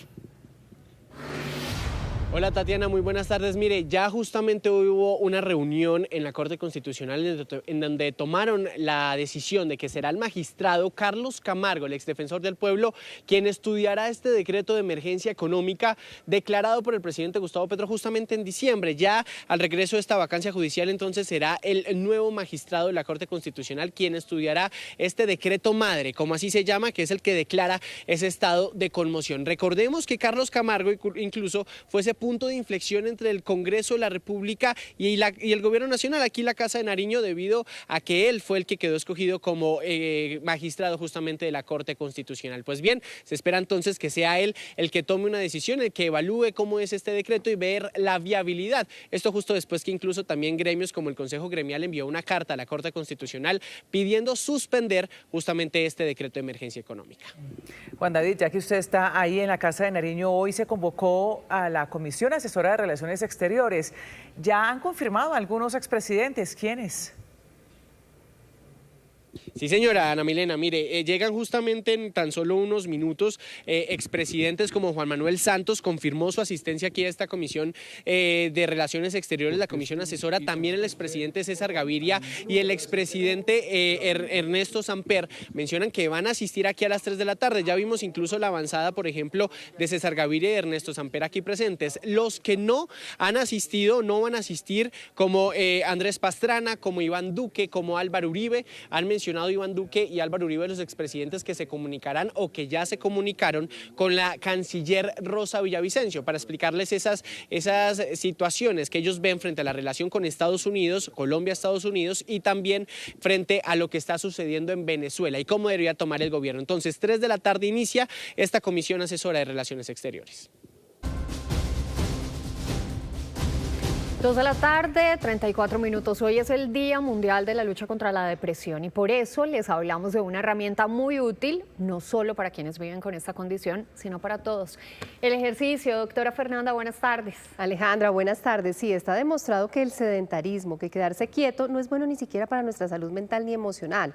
La actividad física regular produce sustancias que incluso algunos las han llamado antidepresivos naturales, porque causan bienestar, mejoran entre otras la concentración, el estado de ánimo, el sueño, tienen muchos efectos buenos. Entonces, sí, es una herramienta accesible, importante en prevención y también en el manejo de personas que ya viven con depresión, pero ojo, no reemplaza los medicamentos. En casos severos tampoco podemos pedirle a una persona que empiece a moverse de la nada. Entonces, como siempre, el ejercicio, ojalá con asesoría, teniendo en cuenta cada caso y con seguimiento para optimizar sus efectos. Les recuerdo que el tratamiento de la depresión, como el de cualquier enfermedad, debe ser integral. ¿Usted cómo se siente de ánimo después de hacer ejercicio?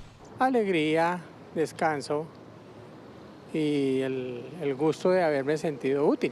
Tú te animas, te levantas, se siente uno como una descarga de adrenalina, se siente como más activo uno cuando hace ejercicio. Relajado, tranquilo. El ejercicio hace que uno se desconecte de todas las tristezas, preocupaciones y realmente te permite como tener un pensamiento un poco más claro. Esto no es solo una percepción. La ciencia ha demostrado que la actividad física regular también reduce, entre otros, el estrés, mejora el humor, aumenta la energía. Es más, según una reciente revisión científica elaborada por la organización Cochrane, el ejercicio físico puede tener una eficacia moderada a la hora de reducir síntomas de la depresión en adultos, hasta un nivel similar al alcanzado con la terapia psicológica y los fármacos antidepresivos.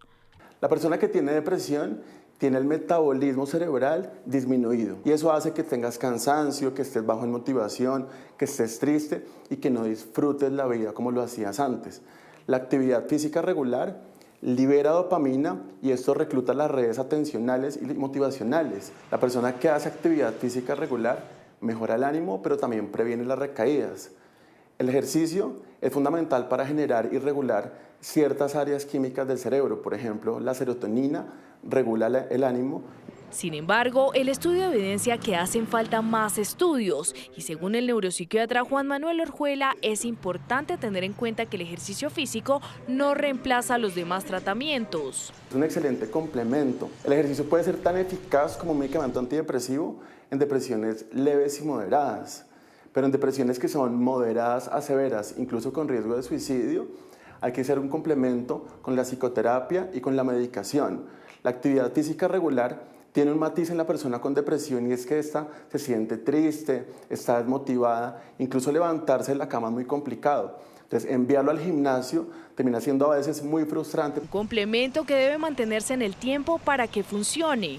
No hay un ejercicio único que recomendemos para personas con depresión. Sin embargo, lo más importante es que sea regular, sostenible. ¿Cuánto?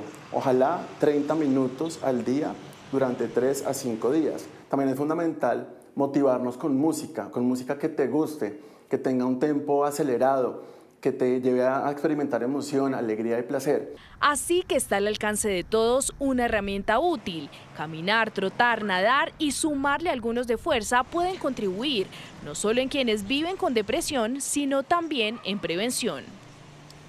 Insisto, y aplica para todos, no hay un ejercicio que sea mejor que otro, ojalá mixto, cardio y fuerza, que sea un propósito para este 2026, moverse por nuestra salud física y emocional.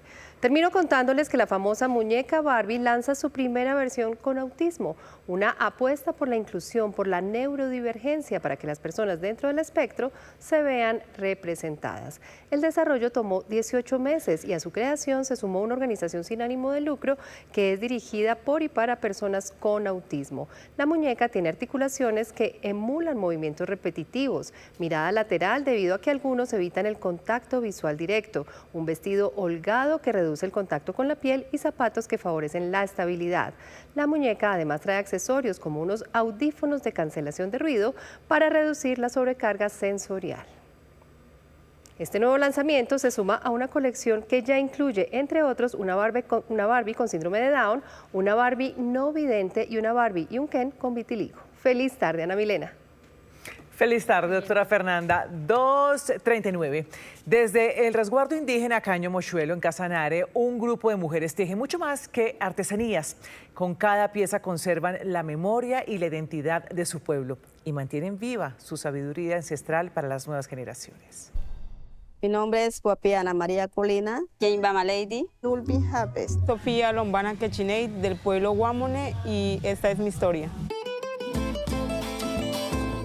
En el corazón del resguardo indígena Caño Mochuelo en Casanare, el pueblo guamonae mide el tiempo en hilos, puntadas y colores. Son las manos de sus mujeres las que cuentan la historia de un pueblo que resiste, que pervive y que se niega a olvidar sus raíces. Mi abuela es propia como una profesora, ¿sí?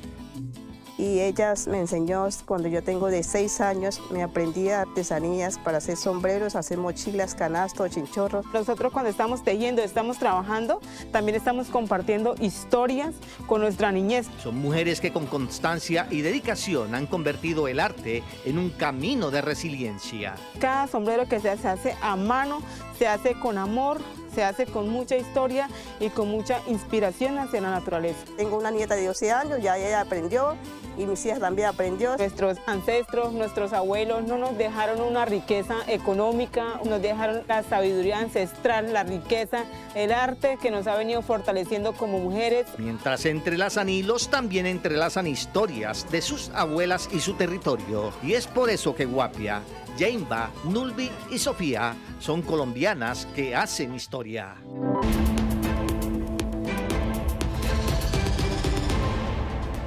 El Mundo Hoy nos trae las graves acusaciones contra Julio Iglesias por abuso sexual y trata de personas. La recreación minuto a minuto de la operación militar estadounidense para capturar y extraer a Nicolás Maduro y a Cilia Flores de Venezuela. Y una batalla de proporciones casi épicas. Un pequeño ciervo y un rinoceronte.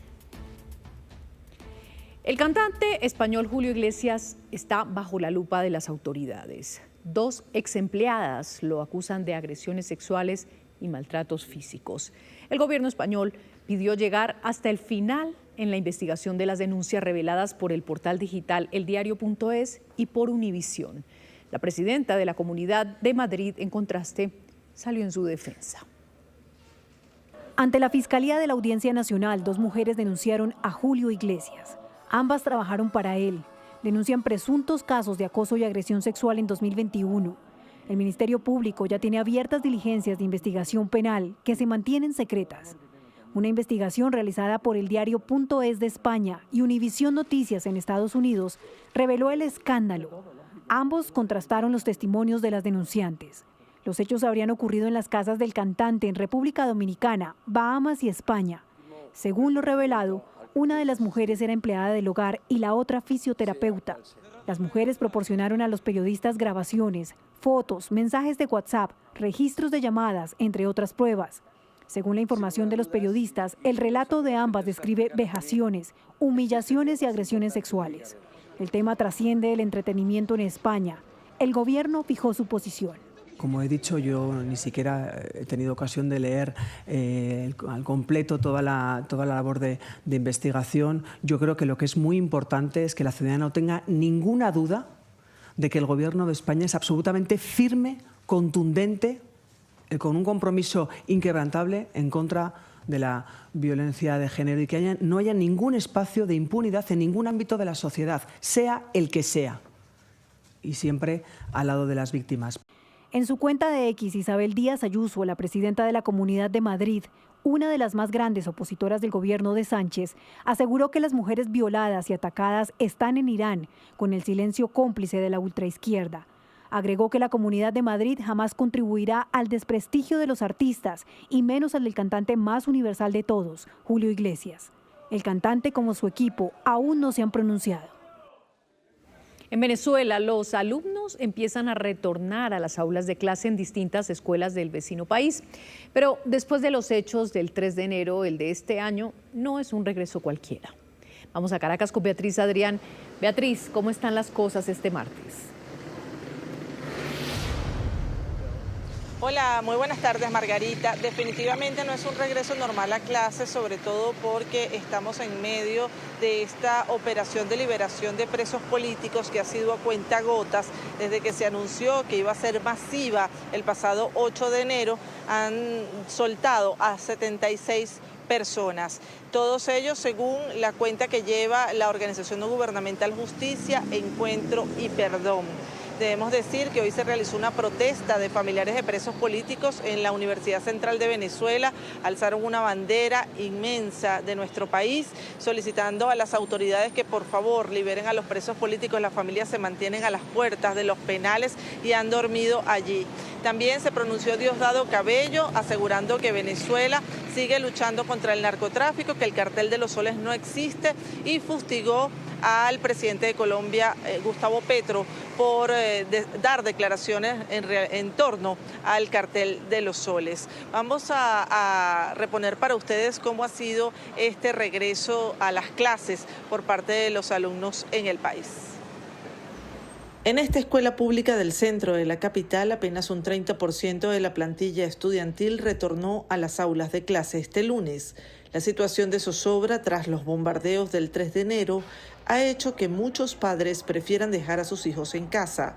Sin embargo, quienes sí asistieron narraron cómo se sienten de volver a las aulas. Me gusta estar más aquí en el liceo, siendo que con mis compañeros me siento como más segura aquí que afuera. El director de esta escuela asegura que los profesores están atentos para evaluar los distintos comportamientos y sentimientos de los alumnos. Nuestros profesores y nuestras maestras en estos momentos se encuentran dentro de las aulas con los estudiantes haciendo una especie de diagnóstico para ver cómo ellos se sienten. Una de las profesoras que acudió este lunes al reinicio del último semestre de clases explica cuál es su expectativa tras los hechos de comienzo de año. Yo quiero darle a mis estudiantes el mejor de los apoyos, porque lo que aconteció no fue fácil. Entonces estamos aquí en el colegio para hacerlos sentir seguros. Según la presidenta encargada Delcy Rodríguez, hay 6 millones de niños escolarizados en el país. ¿Para qué deben ser los recursos derivados de nuestros recursos petroleros, energéticos, para nuestros niños y nuestras niñas, para garantizar su futuro? Según la encuesta ENCOBI, elaborada por expertos de la Universidad Católica Andrés Bello, en el país hay unos 2.800.000 niños fuera del sistema escolar por la pobreza que ha propiciado la deserción escolar.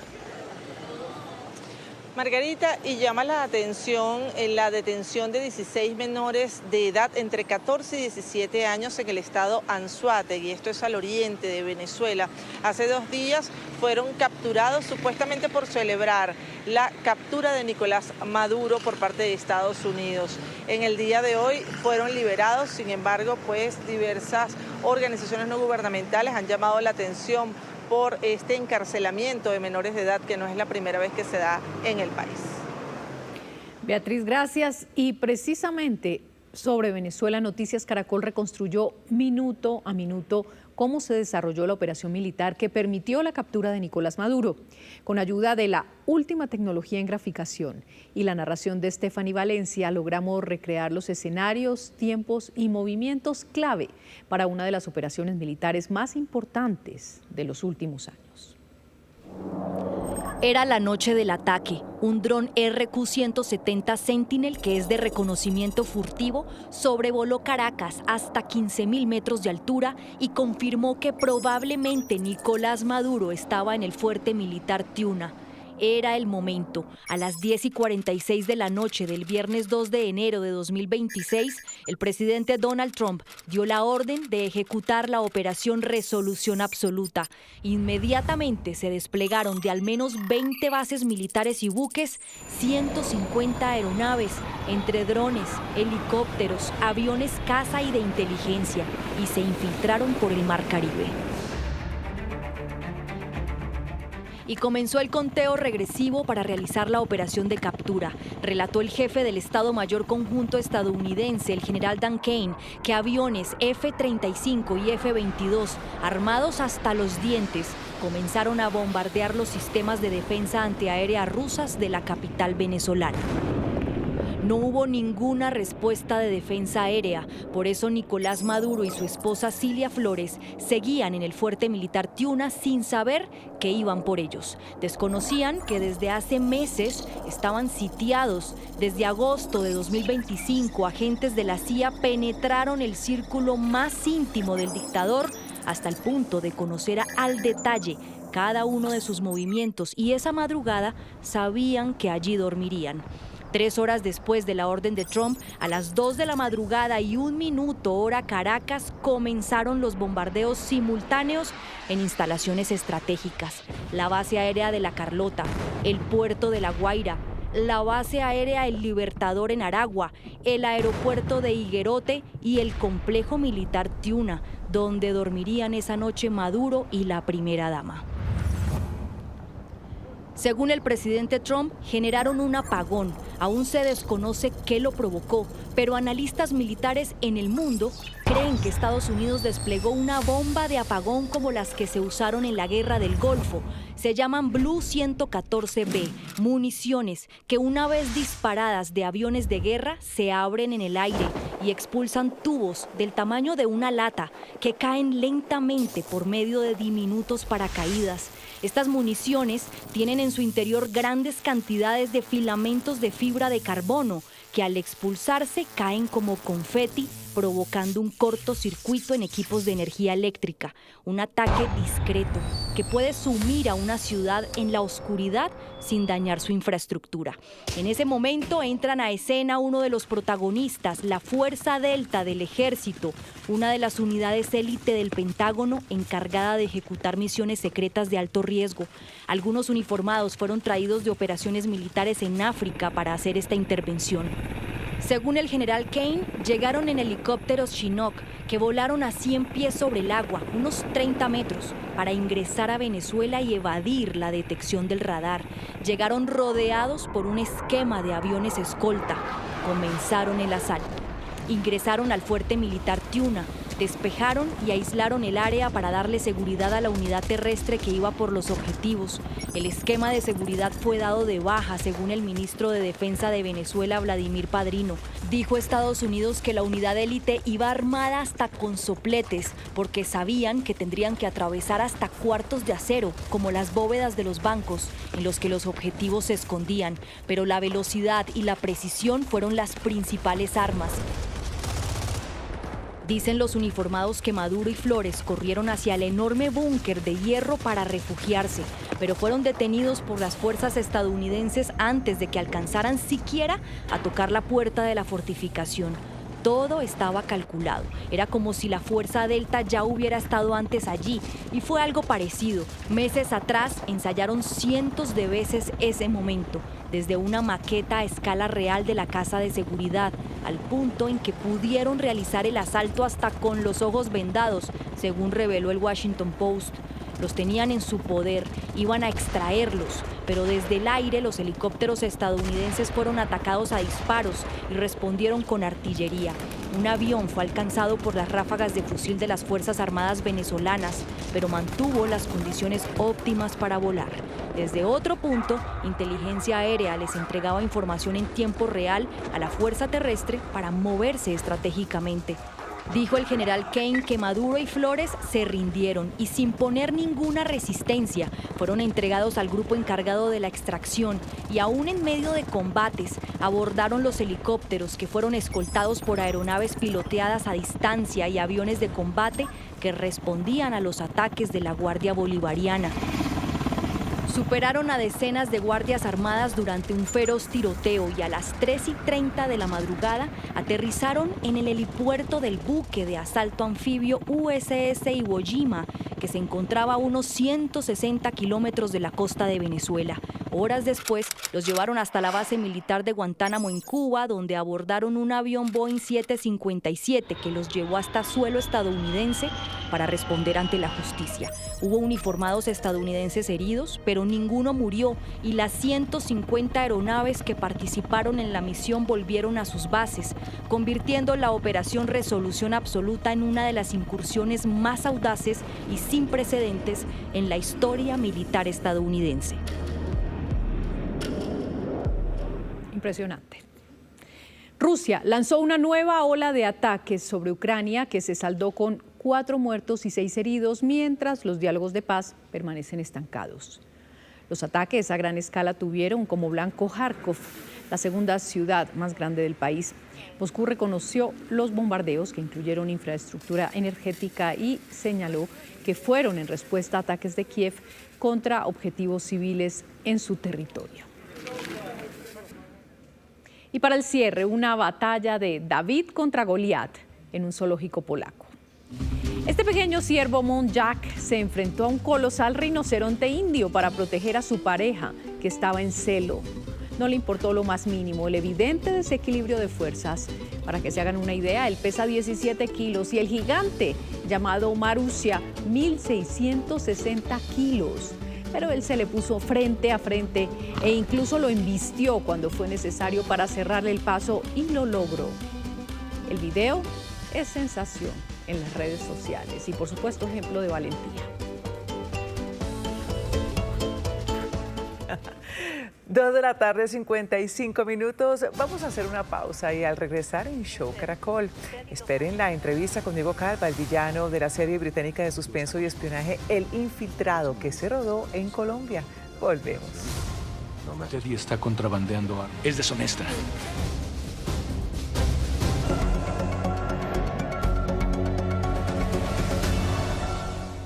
3 de la tarde, 3 minutos. Vamos a arrancar el radar de la política hoy con la bienvenida oficial que hicieron en la gran consulta por Colombia a Paloma Valencia y a Juan Carlos Pinzón.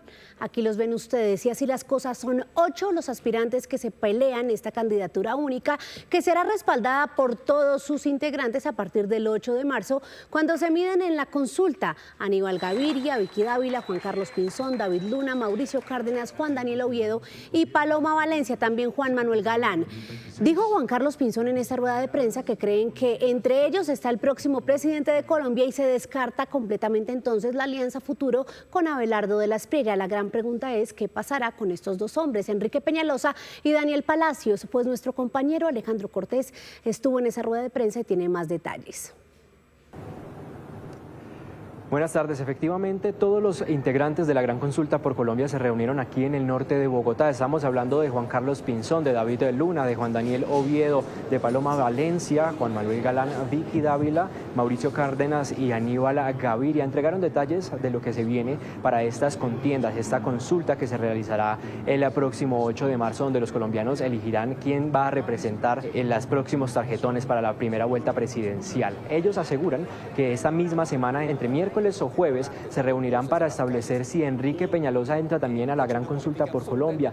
Por el momento aseguran que es el más sonado y todavía está a la espera de qué pasará con Daniel Palacios. Todos apoyaron la idea de que la persona que gane esta Gran Consulta por Colombia pues recibirá el apoyo del resto de los integrantes de esta gran coalición, pero también Juan Manuel Galán por su parte asegura que de ser él el ganador pues haría un llamado al resto del equipo para que hagan un grupo de trabajo de gobierno. La información que se registra por el momento, todos los precandidatos pues empiezan a calentar motores para estas elecciones del Congreso, pero también para esta gran consulta que se realizará el 8 de marzo.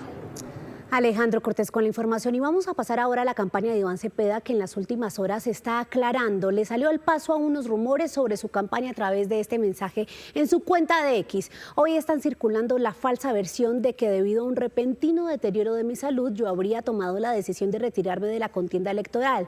Totalmente falso, gozo de buena salud y mi campaña tendrá esta semana 3 actos multitudinarios. Así reinicio este año mi recorrido, dice Cepeda, por todo el país. De hecho, hoy está haciendo una invitación a apoyar su campaña y la del Pacto Histórico con este mensaje. Al Senado, a la Cámara por Bogotá, Iván Cepeda, presidente. Vamos a ir casa por casa, convenciendo a los que no estén convencidos ya de votar con nosotros. Hoy iniciamos la toma de Bogotá por parte del Pacto Histórico, invitando a votar a la Cámara por el Pacto, Senado, Pacto y Consulta Presidencial el 8 de marzo por Iván Cepeda, presidente. ¡Bogotá, 3 veces Pacto! ¡Iván Cepeda, presidente!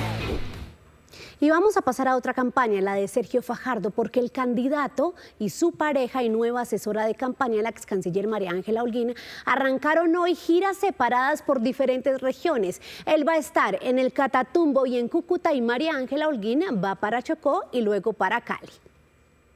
Voy a estar en Ocaña, en Cúcuta, escuchar juiciosamente a esas comunidades de las que tanto se habla, pero que no han tenido la solución a esos problemas que están enfrentando. Tantas familias desplazadas, tantas personas sufriendo, pues allá voy a estar, escuchando, construyendo las soluciones que les vamos a presentar con nuestro plan Catatumbo dentro del plan Guardián en Colombia. En Cúcuta, con todo lo que ha pasado, Trump, Maduro, la frontera, ¿para dónde vamos nosotros? Pues allá lo vamos a escuchar, allá lo vamos a discutir, allá lo vamos a trabajar. ¿Y tú para dónde vas? Yo voy para Quibdó y Cali. Voy a oír la voz de las mujeres en esas regiones tan importantes de Colombia, especialmente en Quibdó, tan olvidada. Y hoy les presentamos una nueva cara en política que aspira puntualmente a la Cámara de Representantes. Se trata de Álvaro Alfonso Álvarez, de 39 años, es empresario, candidato de María Fernanda Cabal y aspira a la Cámara por el Centro Democrático. Hoy precisamente radicó una demanda en contra de la emergencia económica declarada por el gobierno del presidente Petro. Aquí está. Presenté una demanda de inconstitucionalidad porque la emergencia económica es una medida extrema, no para tapar despilfarros del gobierno y saltarse al Congreso de la República. Los impuestos se discuten, se justifican y se aprueban con democracia. Las emergencias se respetan. Colombia necesita austeridad, buena gestión y no improvisación tributaria. Es entonces Álvaro Álvarez, que será candidato a la Cámara, es candidato a la Cámara y aparecerá en el tarjetón con el número 115 en el Centro Democrático. Hasta aquí el radar de la política. A esta hora en Tolima las autoridades de salud confirman la muerte de un menor de edad por fiebre amarilla. El caso se registró en el municipio de Ataco, donde un joven de 17 años resultó contagiado con la fiebre amarilla y luego fue trasladado aquí al Hospital Federico Lleras de Ibagué, donde lamentablemente falleció. Por eso el llamado de atención es a que las personas se vacunen, especialmente a los que vienen al departamento del Tolima, a municipios como Dolores, Purificación, Ataco, Prado y Melgar. Hasta el momento en Tolima, 49 personas han fallecido por fiebre amarilla. A esta hora es noticia en el Charco, Nariño, la inauguración de la pista aérea y el arribo de la aerolínea Satena, que cubrirá la ruta El Charco-Cali y El Charco-Tumaco. Este municipio de la costa pacífica nariñense tenía como única ruta de transporte la vía fluvial y marítima, recorridos que se realizan en 4 y 5 horas. Hoy, con la activación de la ruta aérea, Cali y Tumaco quedan a 1 hora de vuelo en modernas aerolíneas TOY Noter 2025 con capacidad para 19 pasajeros. Además, se logra mejorar el desarrollo y la actividad económica de la región del Sanquianga.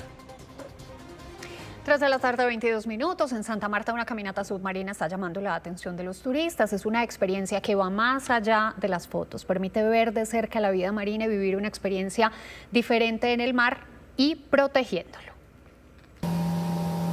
A tan solo 10 minutos del Rodadero se encuentra Aquatret, empresa líder en turismo acuático que permite al visitante vivir una actividad revolucionaria por medio de tecnología especializada para permitirle caminar sobre el fondo del mar de manera completamente segura y cómoda. Es un recorrido que se hace caminando bajo el agua para facilitar a la gente conocer el fondo del mar, caminando sin la necesidad de nadar, sin conocer el mar, simplemente caminar y puedes bucear. Los visitamos de la ciudad de Valledupar, es una experiencia súper espectacular. Vimos peces, vimos corales, vimos tiburones, vimos arañas, que jamás ni nunca había visto una araña dentro del agua, la vi.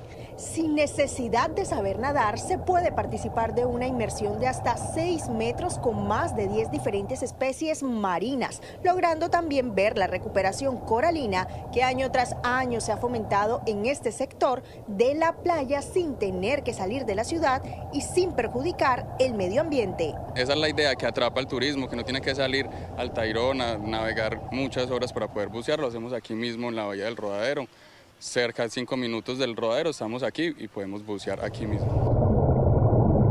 Había muchos peces, caracoles, muchas cosas. ¿Te gustó la actividad? Sí, me gustó, está súper divertida. Esta experiencia es controlada y regulada por los diferentes entes asociados al turismo y medio ambiente para la protección y cuidado del ecosistema, mientras se fomenta el turismo basado en los recursos naturales que tiene Santa Marta por ofrecer. A la Policía Nacional en Caquetá llegaron 2 nuevos integrantes de 4 patas que serán clave en las labores de seguridad para el departamento.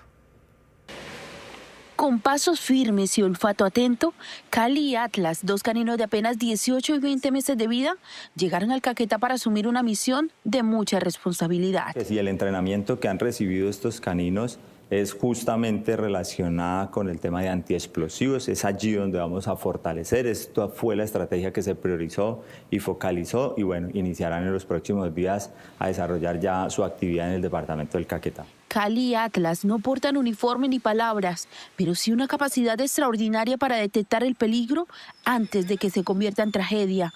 Su llegada hace parte del fortalecimiento de la seguridad en el departamento ante los recientes hechos relacionados con la instalación de explosivos. Hemos estado haciendo diferentes actividades del servicio de policía, estamos conociéndonos, familiarizándonos, pues esperando sacar lo mejor de él, convertirlo en un héroe más ahora con la situación que está pasando el país. Está altamente capacitada, es una cachorra, se puede decir todavía, tiene 20 meses de edad.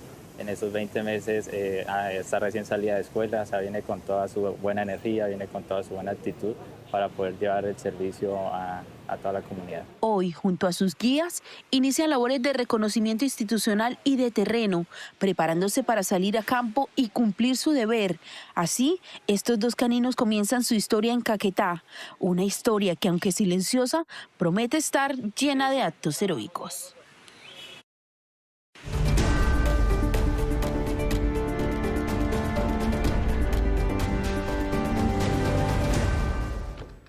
Y a las 3 de la tarde, 26 minutos, es hora de conocer qué tendremos esta tarde en Negocios DITU, el canal digital económico de nuestra casa. Daliana Garzón, muy buenas tardes.